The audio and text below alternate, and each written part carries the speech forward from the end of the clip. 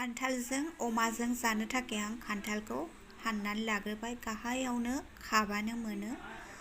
बेनिफ्राय आङो बेखौ बिगुरखौ दाननानै लाबाय। गोराथार जाबाय लोगोफोर, बेनिखायनो बेबायदिसो दाननो गोनां जाबाय। दाननाया जाबाय। आङो दा खान्थालखौ हाखावनानै लाग्रोनोसै लोगोफोर। मादाखौ गारनानै लानोसै, फादुब मोनजायो। मिडियाम साइजनि हाबाय आं, बारा गेदेर हाबाबो मोजां मोनजाया, एसे फिसा हाबाय। बेखायनो बेदरजों मिलायनाय बायदि हाखांबाय आङो। दा बेखौ मोजांनो सुनानै लानोसै। बेनिफ्राय आङो बेखौ एसे रुना लानोसै, हालदै एसे, संख्रि एसे होबाय। फारसेथिं आङो अमाखौबो एसे रुदबनानै लाबाय।